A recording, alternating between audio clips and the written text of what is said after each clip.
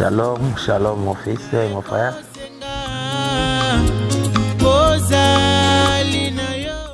Je vous remercie d'abord d'avoir aussi disposé de votre temps pour vous approcher de ma maison et des questions qui sont trop pertinentes, surtout pour l'heure. Comme vous savez, j'étais en voyage pour le repos précisément. Où je voulais partir à Dubaï, mais j'ai été invité d'abord par un frère vers le Zimbabwe, je crois. Pas pour Zimbabwe, mais à Zambie, c'est ce que je voulais dire. Quand je suis arrivé, il y a eu un peu de perturbation de vol et j'étais obligé de prendre un tout petit peu du temps de repos à l'étranger pendant au moins un mois. Mais il s'avère qu'il y avait des brebis qui pleuraient ça et là, qui criaient, qui bêlaient. Alors, ils étaient obligés de m'inviter. Je ne pouvais pas vraiment être indifférent pendant qu'il y avait des brebis qui pleuraient ça et là. Donc, j'ai pu vraiment abandonner un peu le temps qui me restait pour le repos pour m'engager à la prédication. Parce que quand l'Esprit de Dieu est dans une personne, l'état du peuple vous concerne, comme le disait le prophète. Devant la mer. Normalement, la chair prend un coup parce que on n'est pas encore de l'autre côté. Nous sommes encore dans le facteur temps. Donc la chair est fatiguée de temps en temps. Mais ce qui est plus important pour le moment, c'est l'état du peuple. Donc l'état du peuple me concerne. Et je suis obligé de faire quand même des efforts. Peut-être le Seigneur me donnerait encore un peu de temps quand nous serons de l'autre côté. Mais étant ici, malgré tout ce que nous pouvons disposer comme hommes, il s'avère que les âmes pleurent, les âmes sont dans le besoin et on est obligé de faire quelque chose. Dans ta présence, je suis victorieux, je suis victorieux. D'accord, merci. Avant d'y arriver au baptême, comme vous aviez posé la question au début, je suis parti à Kisangani et quand je suis arrivé là-bas, j'ai rencontré un prédicateur que je ne connaissais même pas, je ne l'avais jamais vu de ma vie. Alors, il avait un insigne du Seigneur, il avait un message du Seigneur pour moi. Et ce message concernait l'encouragement que Dieu me donnait pour que je puisse continuer le travail. Parce que jusqu'à présent, tout ce que j'ai fait là, c'est très bien. Mais à présent, c'est exactement le moment, c'est juste le moment où mon ministère va commencer. Combien de temps ça va durer, je ne sais pas. Et je suis obligé de m'investir vraiment intégralement dans l'œuvre du Seigneur pour le peu de temps qui me reste. C'est pourquoi je suis revenu. Quand je suis revenu après avoir reçu ce message, je suis arrivé à la maison chez moi, je ne savais pas exactement qu'est-ce que je pouvais prêcher. J'étais reçu par mon peuple et la joie avait tellement inondé mon cœur. Alors je me disais, qu'est-ce que je peux apporter à ce peuple qui a manifesté assez de l'amour pour moi comme cela. Alors pendant que je dormais, j'étais en attente des instructions du Seigneur pour apporter le message demain. C'est alors que j'ai reçu un souffle dans mon cœur qui me parlait donc du mystère du second vase. Alors je suis allé dans les Écritures, dans le livre de Jérémie, et je crois que c'est là où nous avons tiré le sujet de la fois passée. Et sur le livre de Jérémie, chapitre 18, si je ne me trompe pas. Là-bas, Jérémie était un grand prophète de la Bible, bien sûr. Je ne sais pas. Oui, Jérémie, chapitre 18, au premier verset. La Bible dit, la parole fut adressée à Jérémie de la part de l'Éternel en ces mots. Lève-toi et descends dans la maison du potier. Là, je te ferai entendre mes paroles. Je descendis dans la maison du potier et voici, il travaillait sur un tour. Le vase qu'il faisait ne réussit pas, comme il arrive à l'argile dans la main du potier. Il en refait un autre vase, tel qu'il trouva bon de le faire. Et la parole de l'Éternel me fut adressée en ces mots. C'est Dieu qui parle à Jérémie. Et c'est Dieu qui envoie Jérémie dans la maison du potier. Parce que Dieu avait un message, Dieu avait une instruction. Dieu voulait enseigner Jérémie quelque chose. Alors lorsqu'il est arrivé, il a vu que le potier a fait le premier vase, ça n'a pas réussi. Alors le même potier n'a pas abandonné le vase. Qu'est-ce qu'il a fait? Il devrait donc refaire le vase. Oh, pour refaire le vase, il faut le briser parce que c'est avec cette matière du premier vase qu'on doit refaçonner, n'est-ce pas, le second vase. Donc, quand il a dit, ce qui a attiré vraiment mon attention pour arriver à votre question, est que la Bible dit au verset 5 de Jérémie 18, « Et la parole de l'Éternel me fit adresser en ces mots. Ne puis-je pas agir envers vous comme ce potier, maison d'Israël, dit l'Éternel. Voici comme l'argile est dans la main du potier, ainsi vous êtes dans ma main, maison d'Israël. » Et nous n'ignorons pas qu'Israël, c'est l'Église. Alors, lorsque je suis allé dans les Écritures, j'ai remarqué que Dieu avait créé Adam, le premier Adam, et ce premier Adam-là a suivi sa femme dans la chute. Et à partir de là, Dieu nous révèle dans les Écritures, 1 Corinthiens chapitre 15, si vous allez donc au verset 45, que Jésus-Christ était le second Adam. Parce que tout ce que le premier Adam devait accomplir dans sa chair, je ne dis pas de son esprit, parce que d'abord il était esprit et il est devenu chair. Donc ce qu'il devrait accomplir dans sa chair, donc il n'a pas pu atteindre parfaitement sa mission. Et cette mission-là, c'est ce que le Seigneur a refait ce vase d'Adam pour créer un second Adam. Et ce second Adam-là, c'est le Seigneur Jésus-Christ. Et toute l'autorité, toute la puissance, toute la sagesse, tout le discernement qui devait habiter dans le premier Adam, Dieu a transféré ça dans le second Adam qui est le second vase. Or, ce second vase-là, c'est le vase d'honneur. Or, Adam, le premier vase, était d'abord vase d'honneur et il est devenu chair, ce que nous montre le vase, n'est-ce pas, de colère. Pourquoi? Parce qu'il a péché et après le péché, Dieu l'a fait sortir du jardin d'Éden. Donc, le véritable vase d'honneur était le Seigneur Jésus.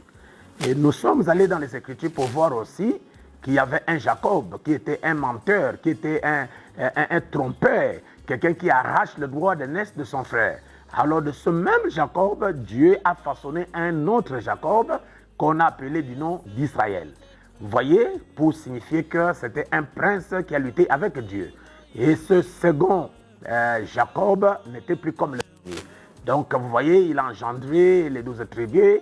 Et à partir des 12 tribus, nous voyons, nous suivons jusqu'à ce que le Seigneur Jésus-Christ est sorti.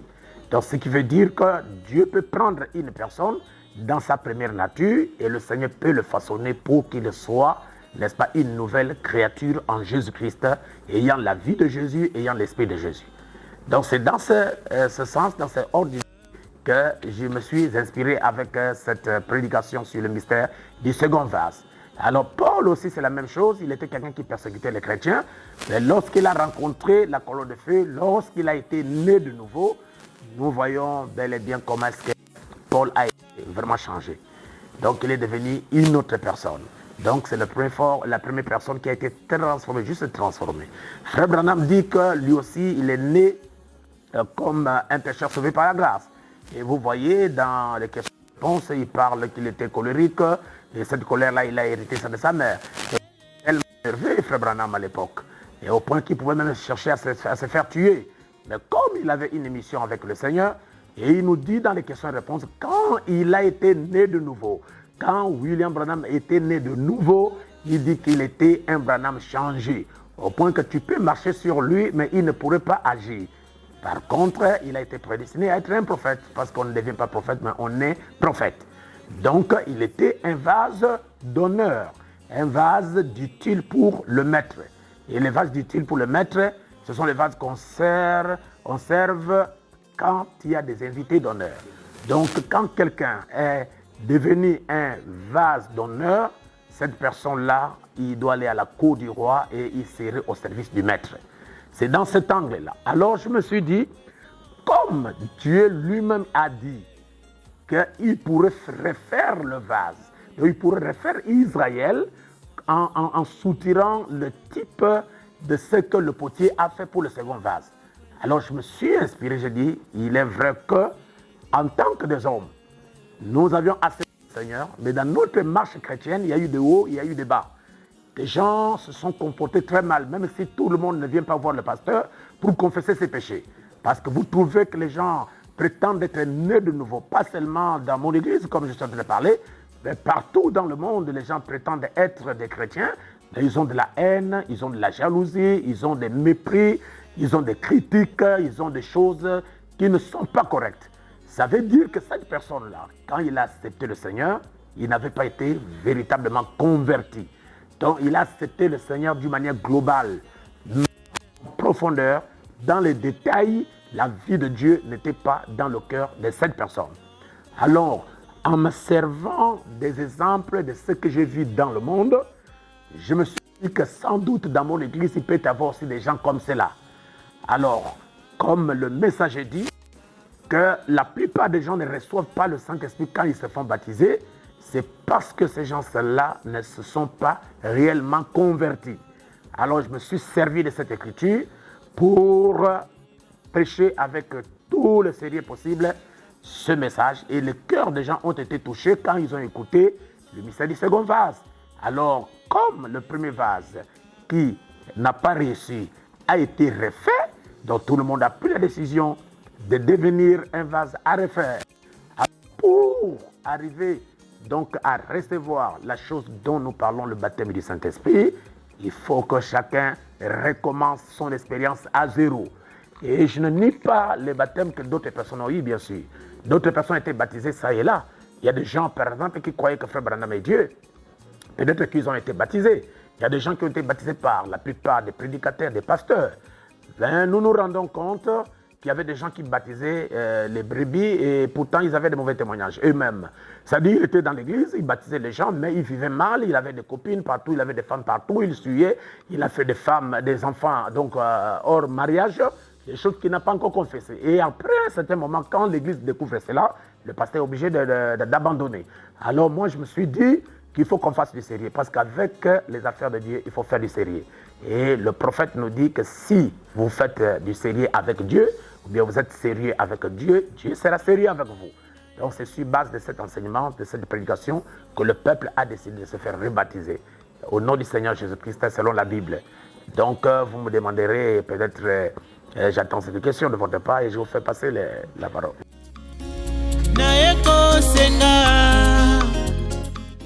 Oui, le baptême doit avoir un lien avec la personne qui vous baptise. Il faut que la personne, normalement, doit avoir une vie irréprochable. C'est comme quelqu'un qui prépare la Sainte Seine, parce que le baptême, c'est une ordonnance. Or, le prophète nous dit très bien que la personne qui prépare la Sainte Seine doit être une personne qui a une bonne vie.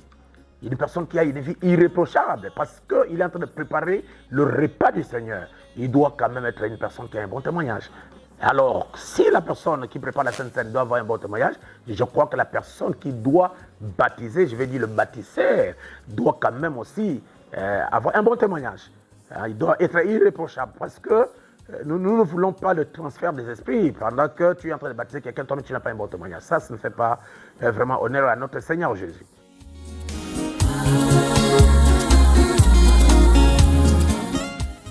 Exactement. Par exemple, une personne qui ne s'est pas repentie sincèrement avant de se faire baptiser.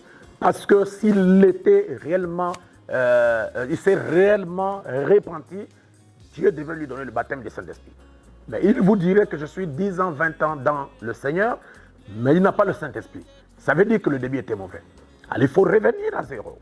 Par exemple, quelqu'un qui est venu dans une église qui croit que Jésus-Christ, je ne sais pas, il n'est rien devant le prophète William Branham. Cette personne-là n'a pas de fondement chrétien. Donc c'est une personne, c'est un vase à refaire. Il faut qu'il puisse vraiment refaire son expérience pour qu'il soit en contact avec la puissance de Jésus-Christ et qu'il voie que Jésus-Christ est réel. C'est pourquoi c'est dans ce sens-là. Par exemple, quelqu'un qui s'est fait baptiser, après il vit une vie de souillure, il est réparti dans les boîtes, il est réparti dans la boisson, dans la fumée. Mais après un moment, il vient à l'église, il vous donne l'impression d'être frère, mais pourtant il ne l'est pas. Donc cette personne-là peut nécessairement refaire son expérience, comme cela est dans la Bible. Comme les gens qui ont été baptisés par Jean, quand ils ont rencontré Paul, Paul leur a posé la question dans Acte 19, avez-vous reçu le Saint-Esprit quand vous avez été baptisés? Ils ont dit que nous n'avons jamais entendu parler du Saint-Esprit. Vous voyez, et pourtant ils ont été baptisés. Mais lorsqu'ils ont entendu l'évangile par Paul, leurs cœurs ont été touchés et ils se sont rebaptisés dans l'eau au nom du Seigneur Jésus-Christ. Et la Bible dit quand Paul leur imposa les mains, ils ont reçu le baptême du Saint-Esprit.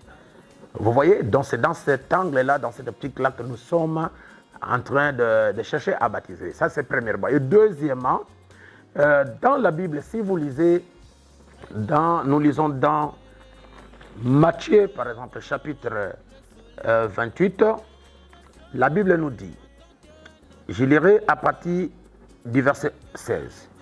Les 11 disciples allèrent en Galilée sur la montagne que Jésus leur avait désignée. Quand ils le virent, ils l'adorèrent, mais quelques-uns eurent des doutes. Jésus s'étant approché leur parla ainsi, tout pouvoir m'a été donné dans le ciel et sur la terre.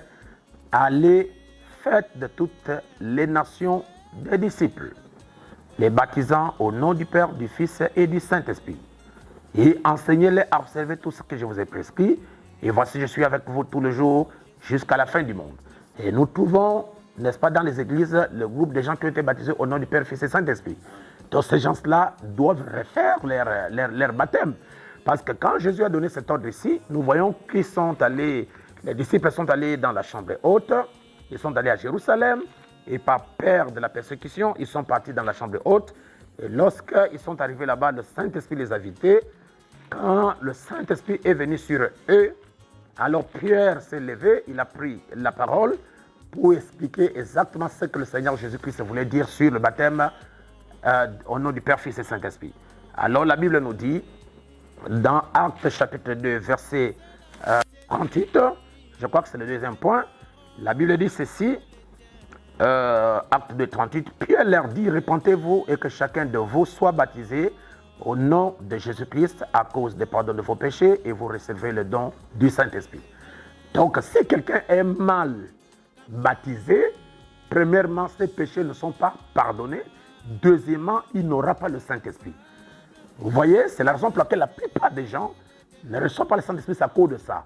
Il a été baptisé au nom du Père, Fils et Saint-Esprit, alors que la Bible nous recommande, à partir de la fondation de l'Église, dans Actes chapitre 2, de se faire baptiser au nom du Seigneur Jésus-Christ.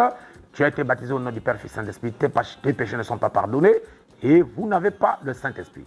Vous voyez, Jésus a parlé de baptiser au nom du Père, du Fils et Saint-Esprit. Pierre arrive pour baptiser au nom du Seigneur Jésus. Et quand vous regardez dans les actes, n'est-ce pas, du Saint-Esprit dans les apôtres, la plupart des gens ont été baptisés de cette manière. Vous allez dans Acte 8, ils ont été baptisés comme cela. Vous allez dans Acte 19, ils ont été aussi baptisés de cette manière. Maintenant, il y a quelque chose que je vais souligner qui est très important. Donc, il y avait aussi des choses qui ont été cachées dans la Bible que même les apôtres n'ont pas pu révéler. Et la Bible nous dit, c'est Jésus qui a parlé, que j'ai d'autres brebis qui ne sont pas de cette bergerie d'Israël. Celles-là, je les appellerai en leur temps. Donc, le Saint-Esprit qui est descendu le jour de la Pentecôte n'a pas refusé que Pierre puisse baptiser les gens au nom du Seigneur Jésus. Vous voyez, c'est ce que les apôtres ont fait.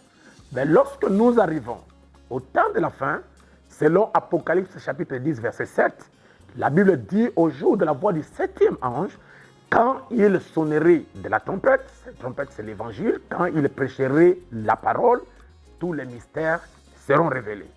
Et parmi les mystères qui ont été révélés, nous avons aussi le mystère du baptême d'eau au nom du Seigneur Jésus-Christ. Et ce baptême d'eau au nom du Seigneur Jésus-Christ est lié à la promesse du baptême du Saint-Esprit pour quiconque se répande sincèrement et qui s'est fait baptiser de cette manière. Maintenant, je vais ajouter quelque chose qui est très capital, que la plupart des gens peut-être ne connaissent pas. Le prophète nous montre que lorsqu'il baptise quelqu'un, donc il ne prend pas la personne et l'amène directement dans l'eau et le plonger dans l'eau au nom du Seigneur Jésus-Christ. Frère Branham dit que ce n'est pas correct. Il dit il faut répéter les ordres du maître. Et les ordres du maître, c'est Matthieu chapitre 18 à partir du verset 19. Vous voyez ça? Il dit il prenait quelqu'un. Voilà la manière dont le prophète baptisait. Il dit il prenait quelqu'un. Et il l'amenait dans l'eau. Et il posait des questions. Est-ce que vous voulez abandonner le monde pour servir le Seigneur Jésus-Christ de tout votre cœur? La personne disait, oui, j'abandonne le monde et je prends la décision de servir le Seigneur. Alors le prophète disait ceci, mon bien-aimé frère, conformément à ta foi dans le Seigneur Jésus, Jésus nous a dit d'aller dans le monde entier et de faire les disciples, les baptisant au nom du Père, Fils et Saint-Esprit. Vous voyez, le prophète récite l'ordre du Seigneur de Matthieu chapitre 28. Il dit, conformément à ta foi, je te baptise au nom du Seigneur Jésus-Christ. Et il plongeait la personne dans l'eau. Lorsque la personne sortait, le prophète l'imposait les mains pour que cette personne-là reçoive le Saint-Esprit. C'est comme ça que le prophète est baptisé. Et il y a aussi un autre élément, très capital, que la plupart des gens peut-être ignorent, même les prédicateurs. Le prophète dit, quand je vais baptiser cette personne, je lui faisais tourner vers l'Est. Pourquoi? Parce que c'est de ce côté-là que le Seigneur Jésus-Christ reviendra. Je vais lire l'Écriture avec votre permission. D'accord, je suis dans la brochure. Je vais lire la brochure Les conférences. Ok, je suis prêché le 8-6-63, je suis au paragraphe 6. Le message dit, par exemple, il y a quelques instants, un homme est venu ici et il a posé sa main sur mon épaule et elle a dit, j'ai regardé l'homme, je me suis dit, je dois connaître cet homme. Je l'avais vu quelque part. Et il a dit, vous souvenez-vous de moi? Et j'ai dit, je ne pense pas. Ainsi donc, il a dit, j'étais à votre réunion à Saskatoon, dans le Saskatchewan, dans les années 40, bien sûr, excusez-moi, dans les années 40, environ de 42 ou à peu près c'est là. Cela fait très longtemps, plusieurs années. Et j'ai dit oui, je me suis dit, j'ai vu cet homme quelque part, mais je n'arrive pas à situer cela. Et alors il a continué à parler. Après quelques instants, j'ai commencé à me rappeler que quelques soirées plus tôt pendant la série des réunions, il y avait une dame plutôt puissante, je pense, debout sur l'estrade. Et si je faisais face à l'Est, c'est vraiment une tradition. Le prophète dit que c'est une tradition. J'aime simplement faire face à l'Est parce qu'il vient de l'Est. Et il continue. Et quand je baptise d'habitude, c'est le messager, la bouche autorisée qui parle. Quand je baptise d'habitude, je baptise les gens de cette façon-là.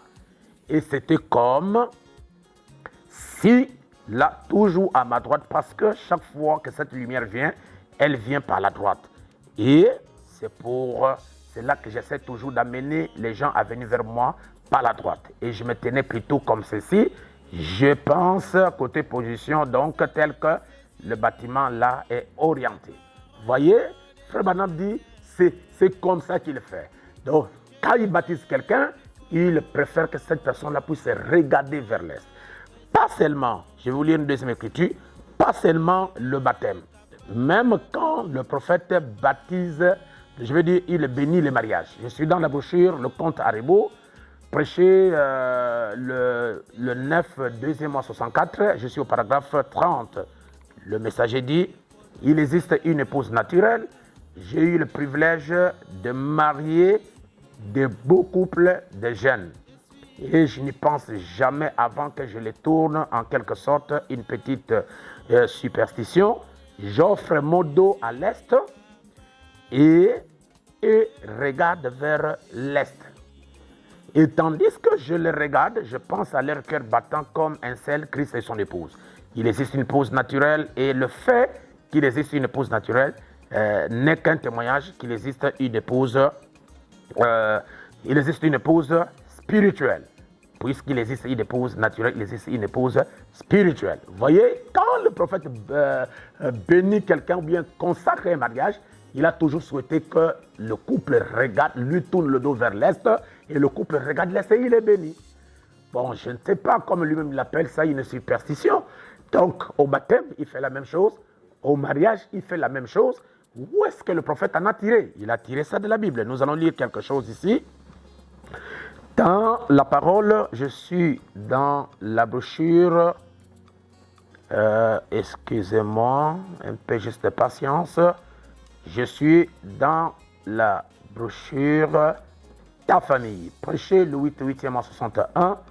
Le prophète parle au paragraphe 95. Il dit, le tabernacle fait face à l'est et à l'ouest. Je construis. C'est là. Quand vous entrez par le devant, vous savez là où la 8e rue monte comme ceci. Il dit, vous allez alors droit vers l'est. Voyez-vous? Et puis, alors, si vous vous tenez debout et quand je prêche en faisant face à l'ouest. N'est-ce pas comme notre église d'ici? Et vous voyez, donc, je fais cela pour que l'autel soit à l'est. L'autel de Frère Branham, il a mis ça en direction de l'est. Quand il bénit le couple pendant le mariage, il regarde l'est. Quand il baptise, la personne qui baptise regarde l'est. Frère Branham, c'est notre modèle et nous le suivons. Vous voyez, parce qu'il est notre absolu. Alors il dit, car Jésus vient de l'est. Et alors, cela me permet, l'autel, nous prosternons toujours en regardant l'est. Voyez-vous? Il dit, eh bien, d'habitude, je ne sais pas. C'est ce que j'ai toujours fait. J'ai vu dans la Bible que les gens, d'habitude, jadis, Daniel a dit qu'il est allé ouvrir les fenêtres, vous savez, et tout comme cela. Et il priait la face tournée en direction de l'Est. Daniel l'a fait quand il était à Babylone. Et le messager dit, c'est ce qui a sauvé même Jonas dans le ventre du poisson. Lorsqu'il est arrivé là-bas, le poisson l'a avalé. Alors il s'est souvenu de la prière de Salomon, qui avait dit dans le livre de 2 Chroniques, chapitre 6, je crois, oui, chapitre 6, il avait dit, oh Dieu, si le peuple qui porte ton nom va dans un pays étranger et qu'il est dans le problème, c'est ce qu'il a dit, et qu'il est dans le problème. Je suis dans 2 Chroniques, chapitre 6. Nous sommes au verset, excusez-moi, je suis au verset, à partir du verset 12.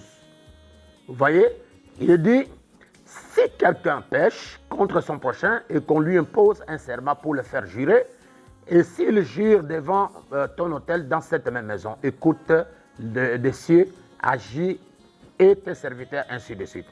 Il dit, quand le ciel sera fermé et qu'il n'y aura point de pluie, à cause de leurs péchés contre toi, s'ils prient dans ces lieux et rendent gloire en ton nom, et s'ils se détournent de leurs péchés parce que tu les auras châtiés, exauce-le. Donc quand vous lisez là, il dit, il parle aussi de quelqu'un qui a péché, mais qui a les regards tournés vers ce temple. Or, le temple d'Israël, le temple de Salomon, si nous pouvons le dire comme ça, était à l'est par rapport à Babylone. C'est pourquoi Daniel a tourné le regard vers l'est quand il était en persécution. Il a commencé à prier et Dieu l'a exaucé. Même Élisée, pendant qu'il mourait, il tournait le regard vers l'est. Et il a eu la victoire, n'est-ce pas? Il est mort en paix. Et comme il avait rencontré un homme qui avait échoué dans la guerre, alors il a imposé même de pouvoir prendre les flèches et jeter les flèches vers l'est. Quand il l'a fait, il a eu la victoire. Et le prophète il dit, et j'ai remarqué dans l'ancien temple de Moïse, je pense que l'autel faisait face à l'est. Vous voyez, et il continue, dit, ainsi bien sûr Dieu vous écoute où que vous soyez. Voyez-vous, peu importe, oui, eh bien, j'ai donc vu un moment où j'étais plongé dans la prière et tout, et je ne me suis pas retourné. Voyez-vous, je suis simplement allé là. Voyez, je suis simplement allé là. Élisée a regardé l'est. Daniel, dans Daniel chapitre 6, vous pouvez lire ça. Pour ceux qui veulent lire, c'est 6 verset 10. Daniel a tourné le regard vers l'est. Jonas, dans le ventre du poisson, il a tourné le regard vers l'est. Et la prière qui a été faite dans 2 Chroniques, chapitre 6, verset 24, je vais prendre ça. Il dit ceci, quand ton peuple d'Israël sera battu par l'ennemi pour avoir péché contre toi, s'ils reviennent à toi et rendent gloire en ton nom, s'ils t'adressent des prières et des supplications dans cette maison, exaucez-le. Vous voyez, c'est une recommandation. Et le prophète ne l'a pas fait pour faire parce que c'est lui qui a l'inspiration de l'âge, c'est lui qui a fait. Et c'est pourquoi nous faisons comme le prophète l'a fait. Donc c'est un ordre divin et nous le faisons comme ça. Voilà, c'est dans ce sens-là. Dans ta présence, Yahweh, je suis capable. Ok, je prends juste l'exemple de la personne de Naomi. Naomi était dans la terre promise. Naomi était un vase d'honneur. Même l'explication de son nom, ça montre vraiment que c'est un vase d'honneur. Alors qu'est-ce qu'il a fait pendant qu'il y avait des souffrances? Il y avait donc la famine à Bethléem. Il a quitté la patrie pour aller dans le pays de Moab.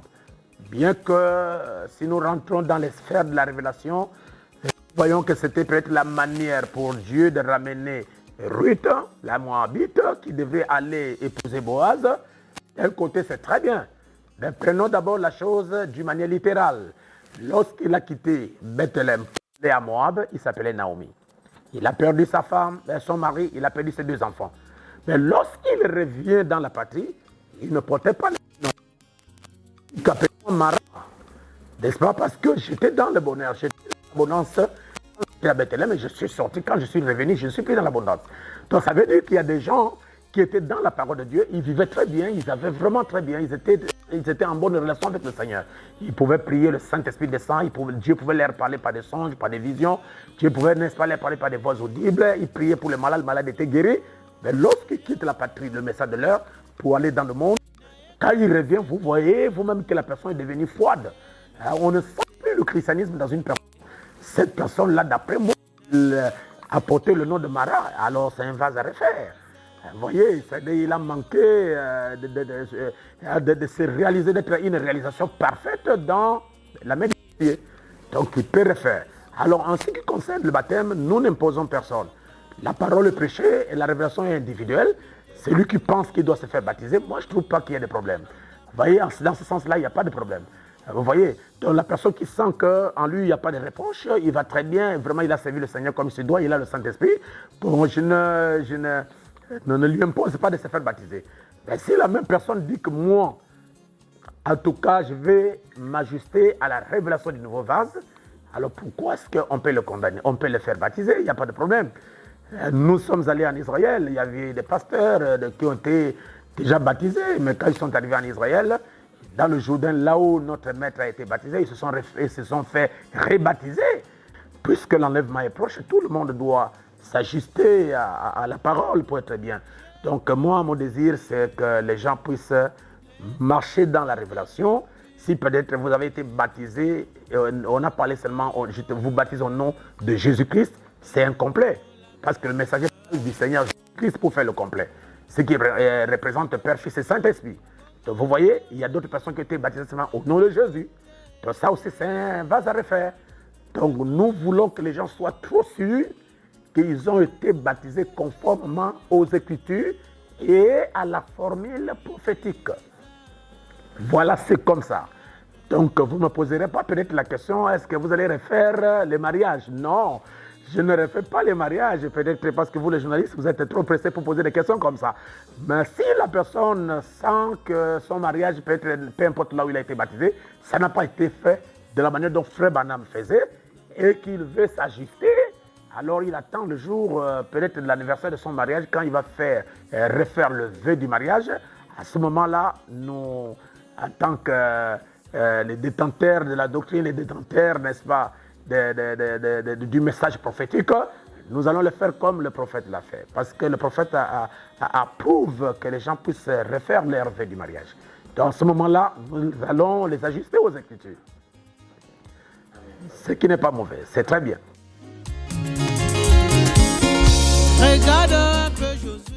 Ok, à tous ceux qui m'écoutent à l'étranger, comme ils ont toujours l'habitude de le faire, je leur dirai que cette inspiration, c'est le mystère du second vase.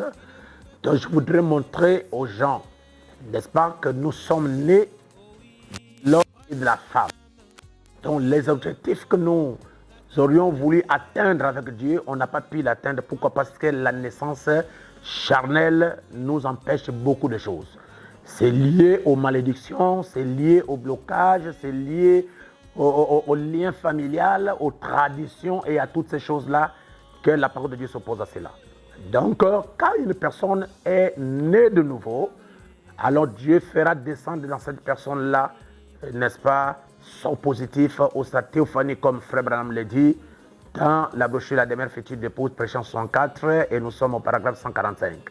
Vous voyez, Dieu va envoyer le feu divin, Dieu va envoyer sa présence dans l'homme, et il va calciner tout ce qui n'est pas de Dieu pour que cette personne-là puisse recevoir sa représentation. Donc, pour les frères qui sont à l'étranger, mes brebis, qui sont passés par mes mains, ce n'est pas aujourd'hui, n'est-ce pas, que la révélation m'est venue. C'est une révélation qui m'est venue depuis très longtemps. Vous savez très bien que c'est comme ça que je bénis les mariages, c'est comme ça que je baptise les gens. Ben, peut-être ils ont été baptisés ailleurs, peut-être ils ont été baptisés ailleurs, que ça n'a pas été comme se doit. Moi, je pense que ça ne serait pas trop tard. Alors, je les encourage, si jamais le Seigneur leur accorde l'occasion de revenir ici au Gabon, à Libreville précisément, et qu'ils sentent dans leur cœur de se faire rebaptiser conformément à cette vision, n'est-ce pas, du mystère du second vase, le second vase, le vase à refaire, ça ne serait pas très mauvais de le faire. Moi, je pense que ce serait une très très bonne chose pour le faire. Pour les brebis qui sont ici, le message est prêché, la révélation est individuelle. Celui qui veut, il s'ajuste, et moi, je ne fais que leur volonté. Donc, voilà un peu la manière dont je vois les choses. C'est la personne qui dit que lui ne peut pas faire, dont il sent que sa vie était correcte, et il marche avec le Seigneur, il est né de nouveau, il est baptisé du Saint-Esprit.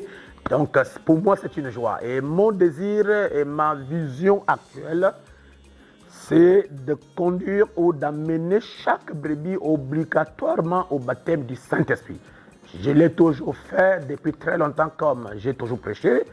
J'ai remarqué qu'il y a un peu de failles dans la vie des gens, dans le comportement des gens, des petites inimitiés, des petites mésententes, des petits mépris.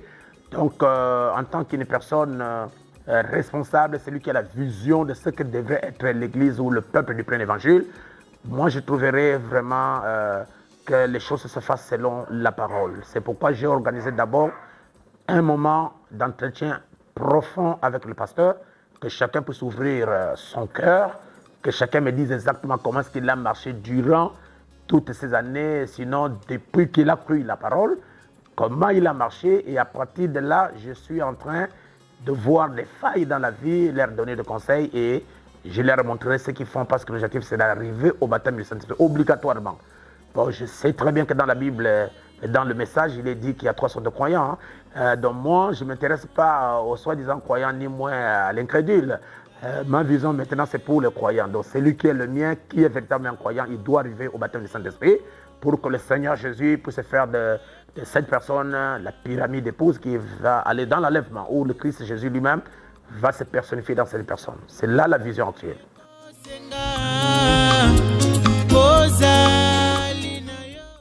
Mon fils, monsieur le journaliste, je vous dis que cette vision-là, c'est une vision qui est partagée à toutes les églises du plein évangile. Donc, si Dieu a fait de moi un leader, il a fait de moi un évêque pour les églises du plein évangile, quand j'ai quelque chose qui bénit l'église du plein évangile de Libreville, je dois amener ça à l'église du plein évangile de Franceville, de Mwanda et de partout, dans toutes les églises du plein évangile. De Port-Gentil partout. Donc, ce qui veut dire que quand je vais finir ici, je vais descendre à Mwanda, et à partir de Mwanda, nous allons prêcher le mystère du second vase. Peut-être dans un autre angle, parce que c'est un sujet qui est tellement profond.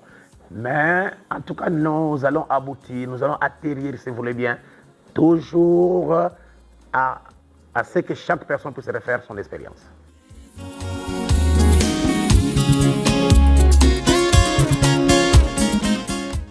Merci beaucoup. Le dernier mot est que le peuple du plein évangile, pas seulement du plein évangile, mais tous ceux qui sont les frères du message, qui sont dans les églises, qui veulent, n'est-ce pas, s'identifier à cette vision, ils sont les bienvenus. Et vraiment, au peuple du plein évangile, je leur demande de suivre les pas du conducteur. C'est moi qui connais ce que je suis en train de faire.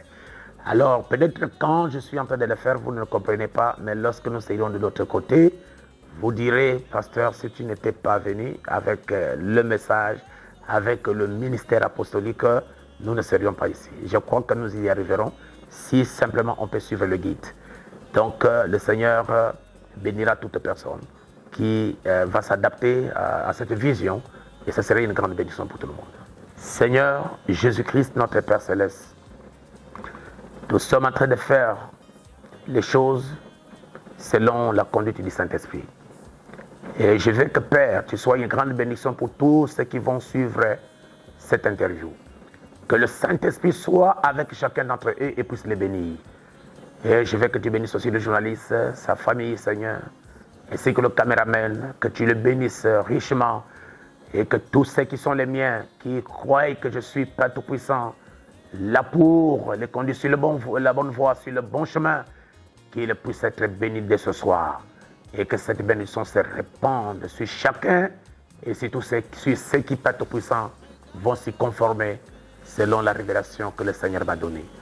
Bénis le Seigneur et accorde-nous la paix, les cœurs préparés, les cœurs disposés pour recevoir cette bénédiction du Saint-Esprit. Nous ne voulons plus compter sur les expériences d'autres personnes. Nous ne voulons plus continuer à compter même sur les expériences de Frère Branham. Mais nous avons besoin de nos propres expériences. Et pour y parvenir, si le début est mauvais, la fin sera mauvaise. C'est pourquoi, Seigneur Jésus, je veux que tu aides mon peuple. Oh Dieu, que tu puisses les aider, Seigneur. Tu puisses les fortifier, Seigneur Jésus. Tu puisses nous soutenir, Seigneur Jésus, pour que nous y arrivions jusqu'au bout. Béni sois-tu, le Dieu Tout-Puissant, au nom de Jésus-Christ. Que tes bénédictions soient notre partage, au nom de Jésus. Amen.